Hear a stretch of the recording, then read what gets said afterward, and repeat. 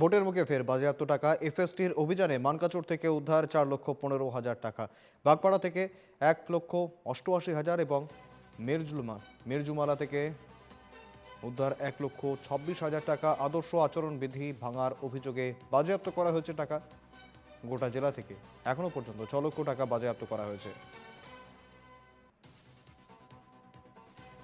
আমরা জানাচ্ছিলাম ভোটের মুখে মানকাচরে ফের বাজেয়াপ্ত টাকা। 4,15,000 টাকা উদ্ধার। এফএসটির অভিযানে আদর্শ আচরণবিধি ভাঙার অভিযোগ বাজেয়াপ্ত। এখনো পর্যন্ত 6 লক্ষ টাকা বাজেয়াপ্ত মানকাচরে।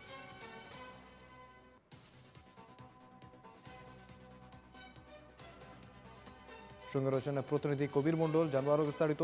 কবির, প্রায় 6 লক্ষ টাকার কাছাকাছি বাজেয়াপ্ত করা হয়েছে মানকাচর থেকে। এই টাকাগুলি কিসের উদ্দেশ্যে নিয়ে যাওয়া হচ্ছিল, কি জানা যাচ্ছে এখনো পর্যন্ত প্রাথমিক তদন্তে? হ্যাঁ দেখো, শুভেন্দু, যখনই election commissioner, chief election commissioner যখন বিধানসভা নির্বাচনের জন্য যখন অধিসূচনা জারি করে, তারপর থেকেই দেখা যাচ্ছে মানকাচরে কিন্তু মোট 18টা এসএসপি, এফএসপি এবং ভিএসপি দল জেলা শাসক থেকে তারা নিয়োগ করেছে। আর তারা মানকাচর সমষ্টির বিভিন্ন জায়গায়, বিশেষ করে অসম মেঘালয় সীমান্তবর্তী যেসব এলাকাগুলো রয়েছে, সেই এলাকাগুলোতে সারাদিন তারা প্রায় 24 ঘন্টা তারা নাকা বসিয়ে বিভিন্ন তালাশি করে। আর মেঘালয় থেকে বা বিভিন্ন জায়গা থেকে যেসব গাড়ি মানকাচরে প্রবেশ করে, সেই গাড়িগুলো তারা তন্ন তন্ন করে তালাশি করে। আর এই তালাশির সময় দেখা যাচ্ছে গতকালকে সারাদিনের ভিতরে প্রায় 4.5 লক্ষ টাকা তারা উদ্ধার করেছে 3টা জায়গা থেকে। আর এখন পর্যন্ত মানকাচরে মোট প্রায় 6 লক্ষ টাকা উদ্ধার করা হয়েছে। আর যে টাকাগুলো যারা নিয়ে এসেছিল তারা কিন্তু উপযুক্ত প্রমাণপত্র দিতে পারেনি, আর যার জন্য সেই টাকাগুলো ইতিমধ্যে জব্দ করা হয়েছে।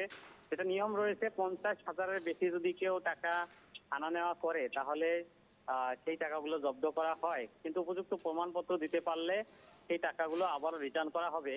এখন পর্যন্ত যেটা জানতে দিয়েছে তারা, যে এখন পর্যন্ত তারা কিন্তু কোনো উপযুক্ত প্রমাণপত্র দেওয়া হয়নি। অর্থাৎ প্রশ্ন হচ্ছে যে এই টাকাগুলো কি নির্বাচনে বা ইলেকশনে ব্যবহার করার জন্য আনা হয়েছিল নাকি, সেই বিষয়গুলো কিন্তু এখন প্রশ্ন উঠতেছে।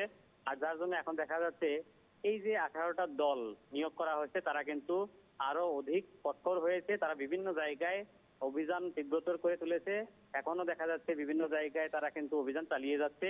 আর আজকেও কিন্তু এইভাবে যদি অভিযান চলে থাকে তাহলে আরো টাকা জব্দ হওয়ার সম্ভাবনা রয়েছে, শুভেন্দু। একেবারে অনেক ধন্যবাদ তোমায় কবির।